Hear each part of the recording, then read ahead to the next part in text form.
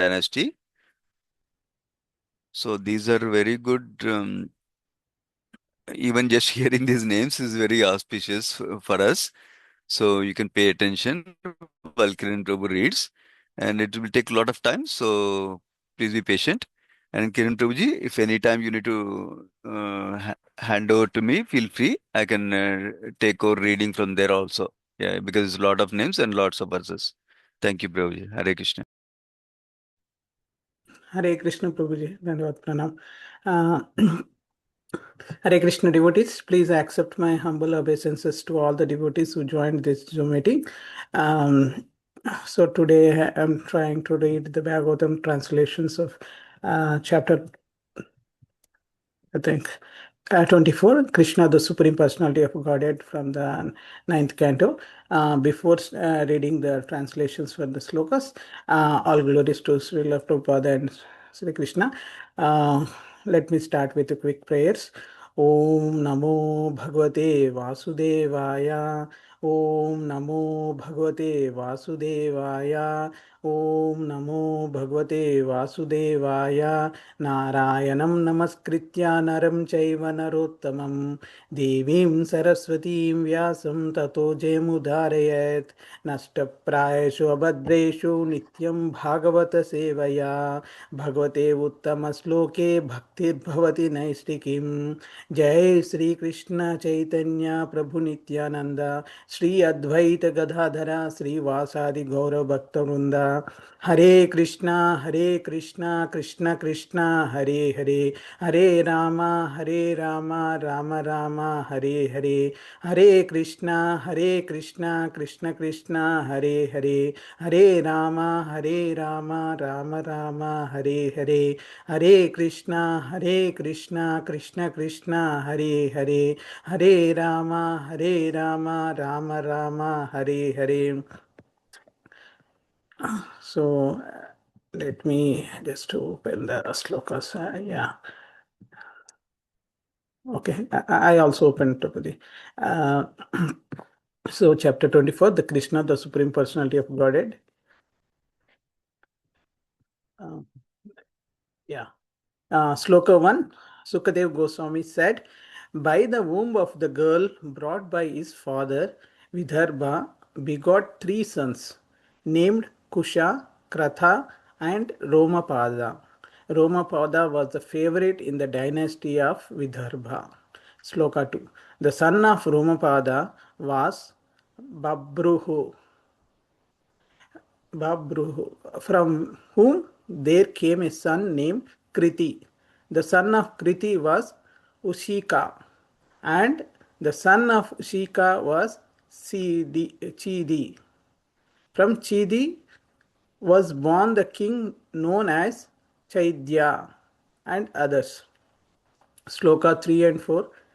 The son of Krata was Kunti. The son of Kunti, Vrishni, the son of Vrishni, Nivritti, and the son of Nivritti, Dasharha. From Dashara came Vyoma, and from Vyoma came Jimuta. From Jimuta came Vrikriti, from Vrikriti Bhimartha, from Bhimartha Navartha, and from Navartha Dasharatha. From Dasharatha came a son named Shakuni, and from Shakuni a son named Karambhi. The son of Karambhi was Devarata, and his son was Deva Kshatra. The son of Deva Kshatra was Madhu, and his son was Kuruvasha, and from whom there came a son named Anu. Slokas 6 to 8. The son of Anu was Puruhotra. The son of Puruhotra was Ayu, and the son of Ayu was Satvata. O great Aryan king, Satvata had 7 sons named Bhajamana, Bhaji, Divya, Vrishni, Deva, Vruddha, Andhaka, and Mahabhoja. From Bhajamana, by one wife came three sons, Nimlochi, Kinkana, Drishti. And from his other wife came three other sons, Shatajit, Sahasrajit, Ayutajit. Shloka 9. The son of Devavradha was Babhuru. Concerning Devavradha and Babruhu, there are two famous songs of prayer which were sung by our predecessors and which we have heard from a distance. Even now, I hear the same prayers about their qualities. In the brackets, because that which was heard before is still sung continuously. Sloka 10 and 11. It has been decided that among human beings, Babruhu is the best and that the Deva Vruddha is equal to the demigods. Because of the association of Babruhu and Deva Vruddha, all of their descendants, numbering 14,065, achieved liberation. In the dynasty of King Mahabhoja, who was exceedingly religious, there appeared the Bhoja kings. Sloka 12. O King Maharaj Parikshit, who can suppress your enemies, the son of Vrishni, were Sumitra and Yudhajit. From Yudhajit came Shini and Anamitra. And from Anamitra came a son named Nigna. Sloka 13. The two sons of Nigna were Satrajita and Prasena. Another son of Anamitra was another Shini and his son was Satyaka. The Sloka 14. The son of Satyaka was Yudhana, whose son was Jaya. From Jaya came a son named Kuni, and from Kuni a son named Yugandhara. Another son of Anamitra was Vrishni. Sloka 15. From Vrishni came the sons named Swapalka and Chitraratha. From Swapalka, by his wife Gandhini, came Akrura.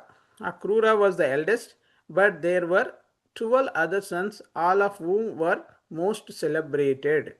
Sloka 16 to 18.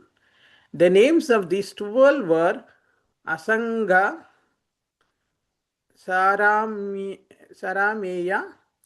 Mrudhura, Mrudhuvit, Giri, Dharmavruddha, Sukarma, Kshatropeksha, Arimardhana, Shatrughna, Gandhamada, Pratibhahu. These brothers also had a sister named Suchara. From Akrura came two sons named Devavan Upadeva. Chitraratha had many sons headed by Prutu and Viduratha, all of whom were known as belonging to the dynasty of Vrishni. Sloka 19. Kukura, Bhajamana, Suchi and Kambala Barhisa were the four sons of Andhaka. The son of Kukura was Vahni and his son was Viloma. Sloka 20. The son of Viloma was Kapota Roma and his son was Anu, whose friend was Tumburu. From Anu came Andhaka, from Andhaka Dundubi, and from Dundubi Avidyota. From Avidyota came a son named Punarvasu. Slokas 21 to 23. Punarvasu had a son and a daughter named Ahuka and Ahuki, respectively. And Ahuka had two sons named Devaka and Ugrasena. And Devaka had four sons named Devavan, Upadeva, Sudeva, Devavardhana.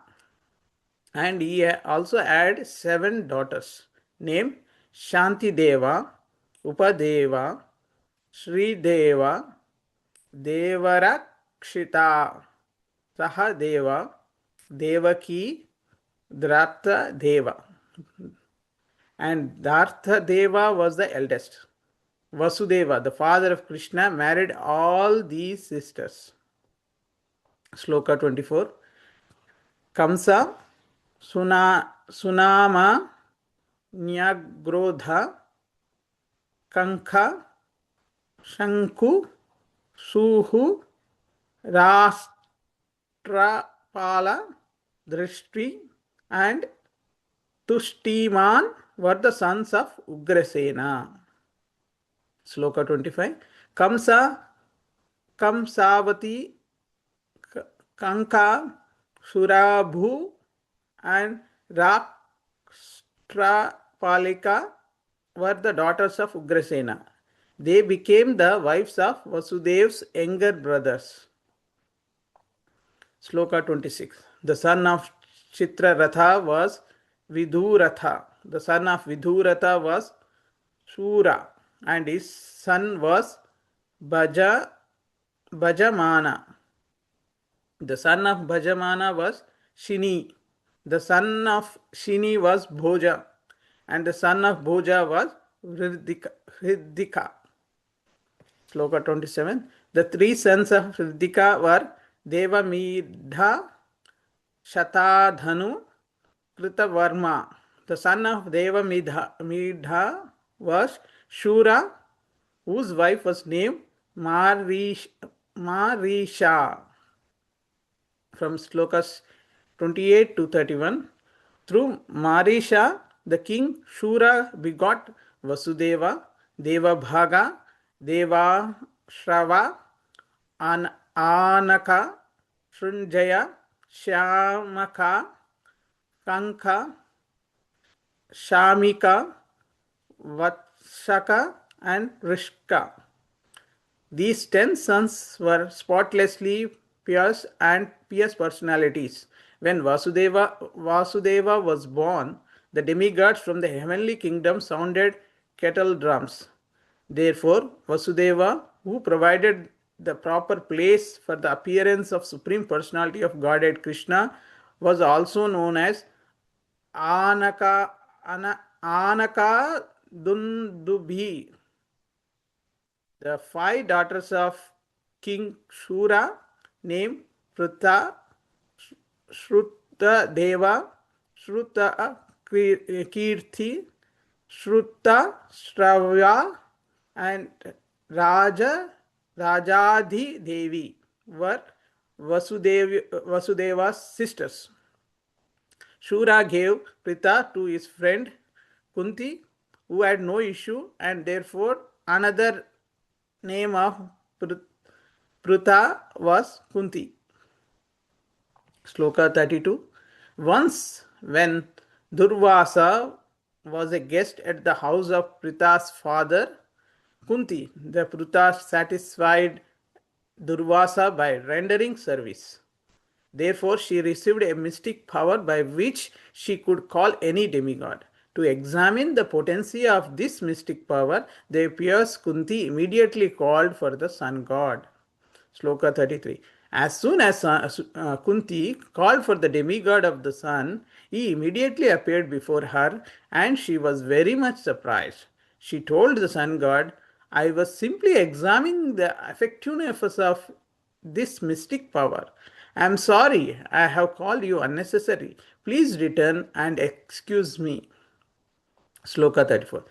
The sun god said, O beautiful Pritha, your meeting with the demigods cannot be fruitless. Therefore, let me place my seed in your womb so that you may bear a son. I shall arrange to keep your virginity intact since you are still an unmarried girl. Sloka 35. After saying this, the sun god discharged his semen into the womb of Rita and then returned to the celestial kingdom. Immediately thereafter, from Kunti, a child was born who was like a second sun god. Sloka 36. Because Kunti feared people's criticism, with great difficulty she had to give up her affection for her child. Unwillingly, she packed the child in a basket and let it float down the waters of the river. O Maharaj Parikshit, your great grandfather, the pious and chivalrous King Pandu, later married Kunti. Sloka 37. Vruddhashrama, the king of Karusha, married Kunti's sister Shruta Deva, and from her womb Dantavakra was born.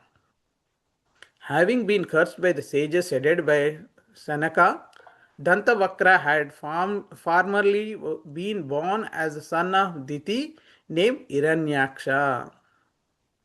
Shloka 38. The king Drishtaketu, the king of Kekaya, married Shrutakirti, another sister of Kunti's. Shrutakirti had 5 sons, headed by Santardhana. Shloka 39. Through the womb of Rajadi Devi, another sister of Kunti's, Jayasena begot 2 sons named Vinda and Anuvinda. Similarly, the king of Chedi state married Shrutashrava. The king's name was Dama Ghosha. Sloka 40. The son of Shrutashrava was Shishupala, whose birth has already been described in the 7th canto of Srimad Bhagavatam. Vasudev's brother named Devabhaga had 2 sons born of his wife Kamsa. These 2 sons were Chitraketu and Brihadbhala.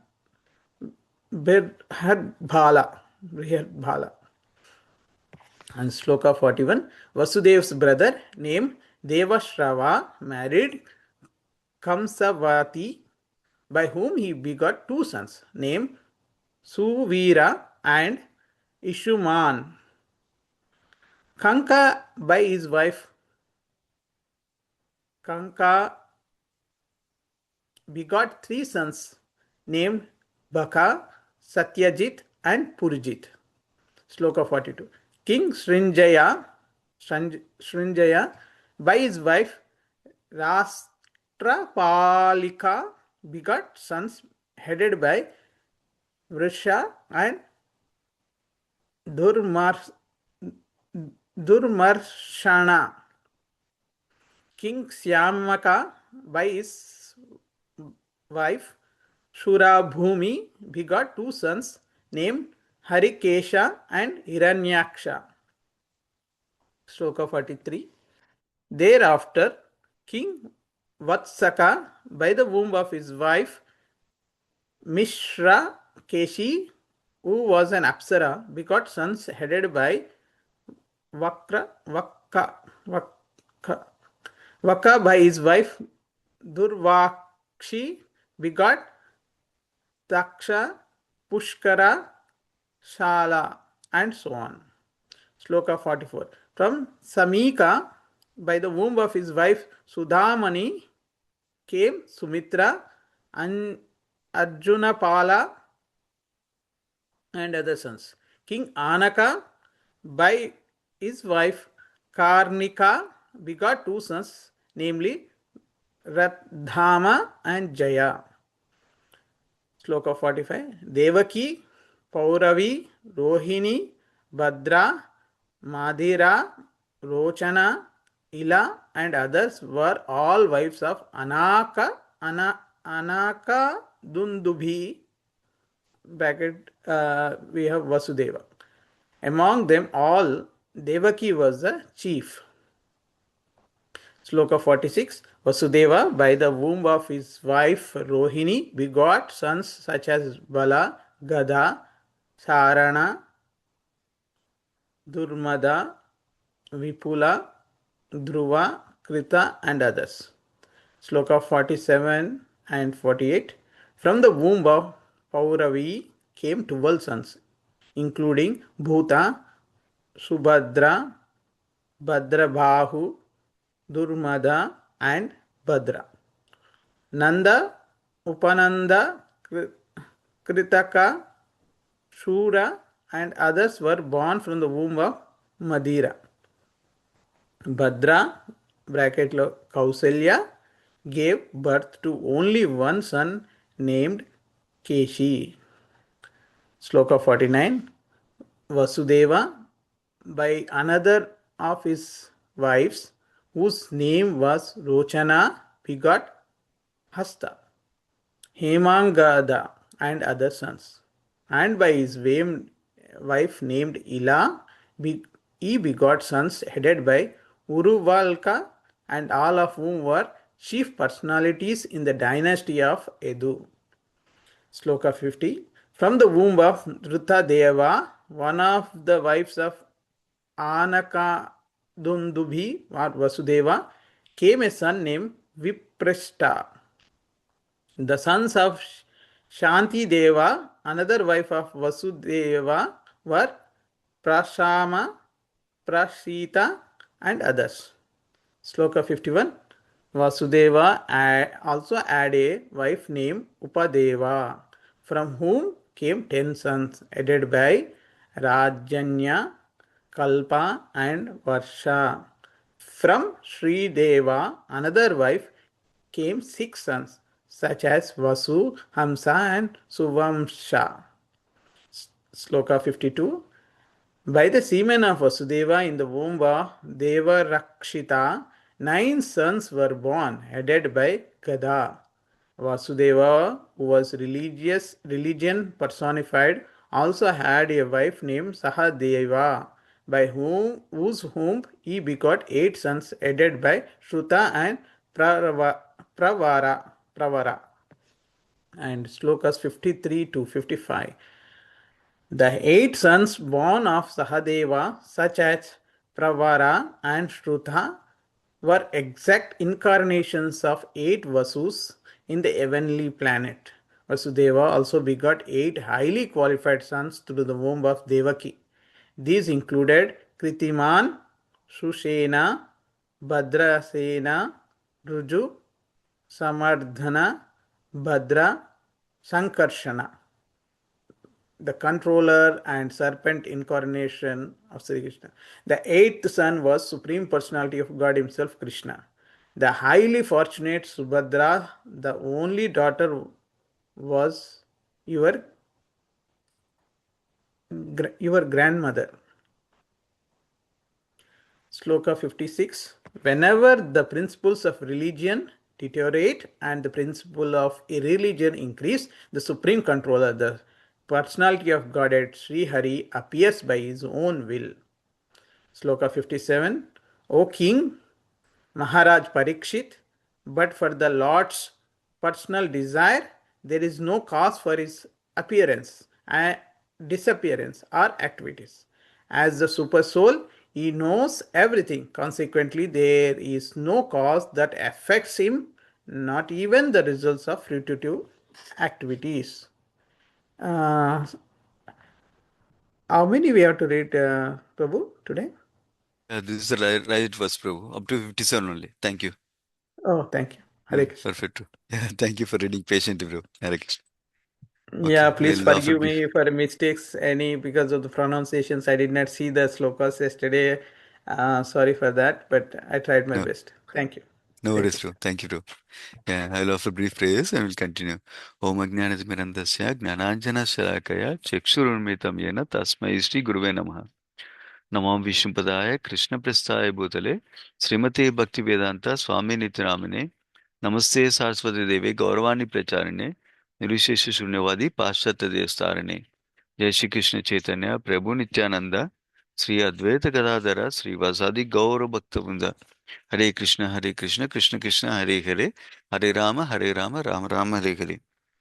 So we'll briefly cover this chapter. As you heard, uh, what overall context is that we are hearing the kings that came in the Moon dynasty. This progressing towards Lord Krishna's appearance. So we heard even Lord Krishna appearing in this dynasty. So in the previous chapters, we heard how the dynasty was proceeding in the Moon dynasty from King Yayati, and then one of his son was King Yadu, like that. That is what is being discussed further. And I briefly mentioned one more time in one of the previous sessions also I mentioned why are these so many names mentioned like that? There are a few different reasons. One is Srimad Bhagavatam is a Mahapurana. So Puranas cover many topics. One such topic is Visarga or secondary creation, and Manvantara is another topic where how the history is described by ruling of different kings like that. So that is one of the essential topic of a Purana, number one. Number two, by giving the exact sequence of the dynasty, it also helps us to appreciate the authenticity or the reality of all this happened, not just somebody making up something like that. That is the second reason. And third reason I briefly hinted in the beginning is that by just reciting the names of these pious kings, these many of them are devotees in whose dynasty Lord Krishna came. It's also auspicious for us also. It brings good fortune for us also. So these are the few reasons why the names are given. And the fourth reason is, and this is also I elaborated in one of the sessions before. Essentially, we can imagine we all think, oh, I'm so great. I'm doing this. I'm doing that. Everybody's dependent on this in this way, that way, like that. But ultimately, such great kings who might have established great kingdoms, ruled so many citizens like that, uh, ultimately, many of their many of their history is boiled down to one name in the Srimad Bhagavatam, which is still great. Uh, but no, not many details are given for many kings, except for few devotees where we can learn something from like that. So that also brings some amount of detachment for us that we may be thinking this is very important, this is very significant like that. So ultimately, progressing towards our ultimate goal of devotion service to Krishna is the main goal we have, and that is the most significant thing in our life like that. So that is a reason for all these names appearing here. Now, I'll touch on a couple of things before we go on to the last couple of verses that we want to discuss, which are related to Krishna's appearance. So, obviously, we heard so many descendants in the Yadu dynasty. So, where we heard Surasena or Sura is with Marisha, he had 10 pious sons and 5 daughters are described. Out of the 10 pious sons, we heard about Vasudeva being one of the sons like that.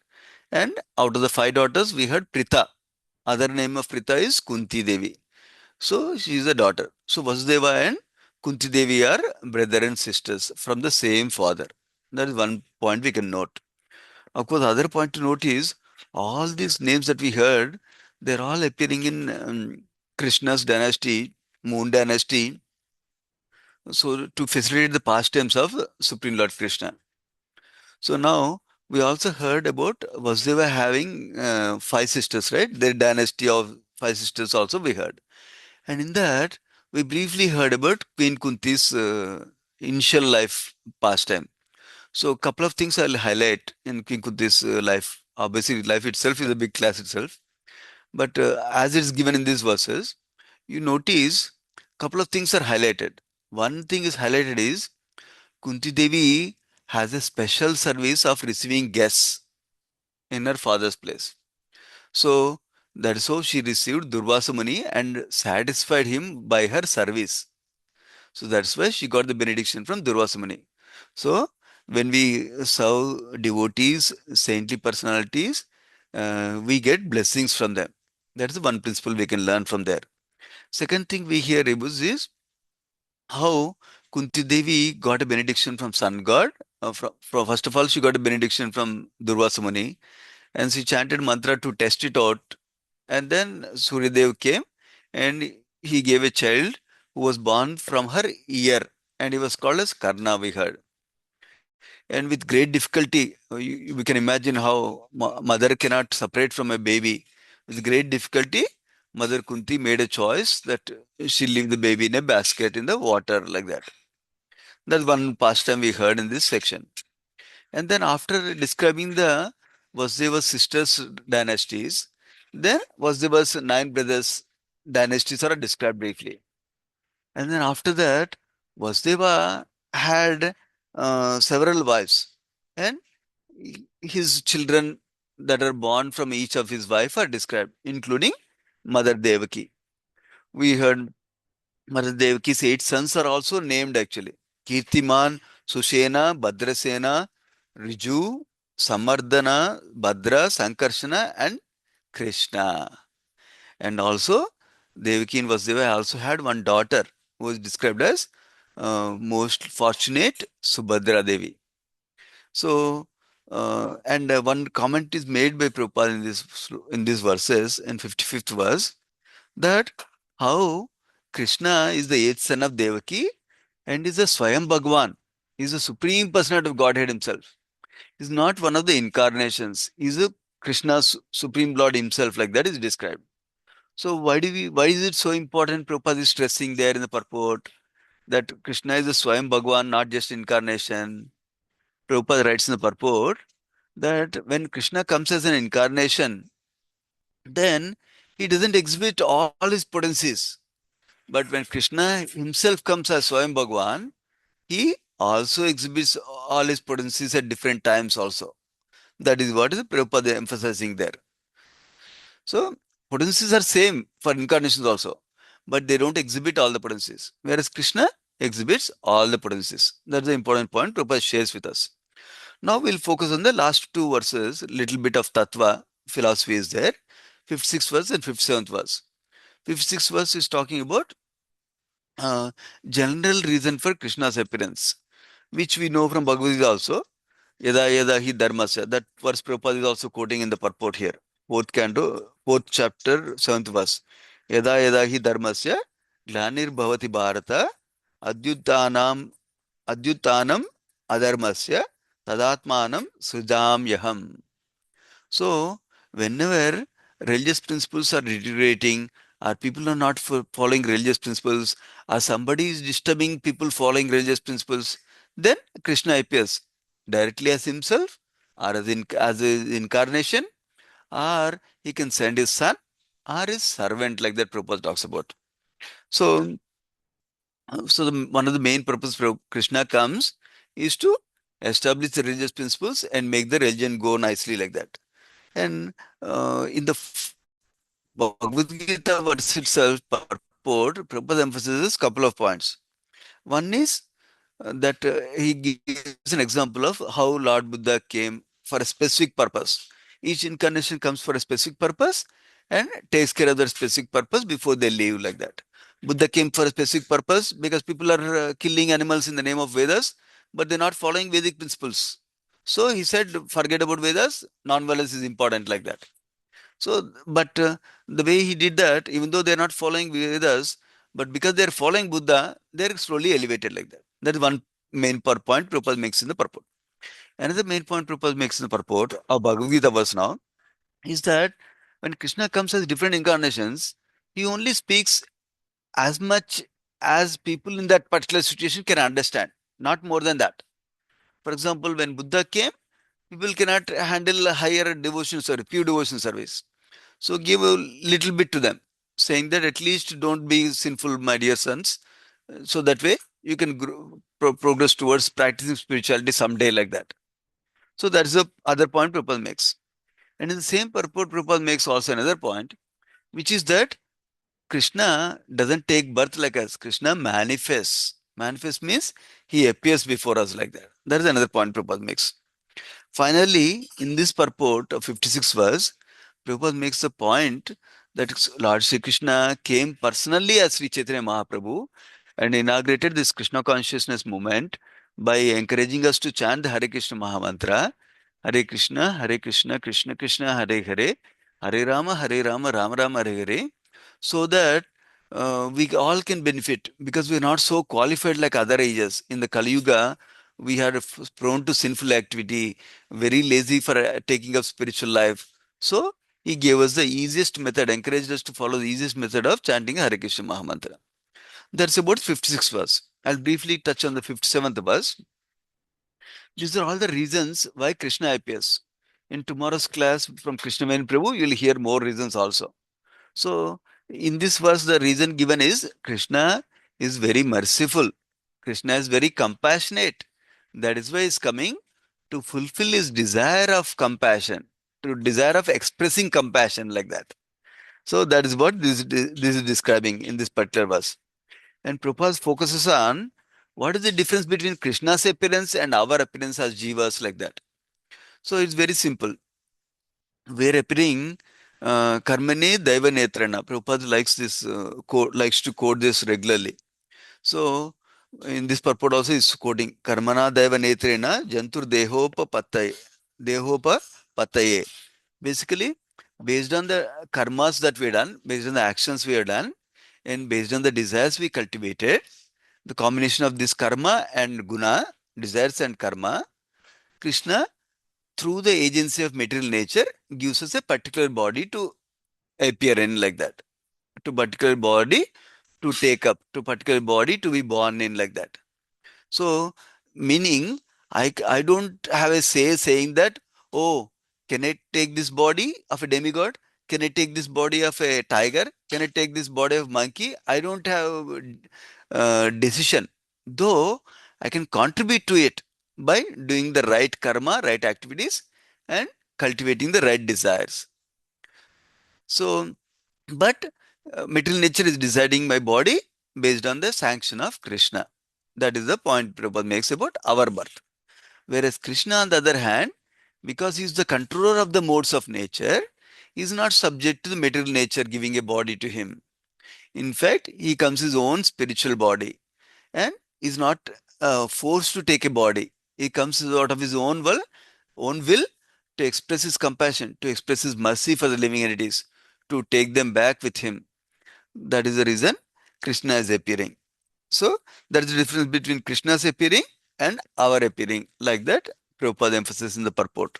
So we can also remember that when we are going towards 10th canto now, that Krishna is a spiritual body, not a material body. Krishna is not controlled by modes of nature, so he doesn't have material desires like us. So any activities, pastimes is doing is not to fulfill any material desires like we may do, or including being a controller, enjoyer like that. Is engaging in pastimes and loving dealings with his devotees and to attract other pious souls and devotees to come back to him and be happy. That is the purpose of Krishna's pastimes. So we hear more in the coming verses in the next, I think tomorrow's class by Krishna and Prabhu. You'll hear more of a brief description of Krishna's pastimes and more reasons of Krishna's appearance also. We'll pause here. Srimad Bhagavatam ki jai, Sri Prabhupada ki jai. Vanchakalpatarabhyasya kupasandhu bevacha paditana pavanebhyo vaishnavebhyo namo namaha. Thank you so much, devotees. Hare Krishna. Thank you very much, Prabhuji. Hare Krishna. Hare Krishna. Prabhuji. Thank Thank you, you, Prabhuji. Prabhuji. Hare Hare Krishna. Krishna. Thank you, Mataji. Hare Krishna.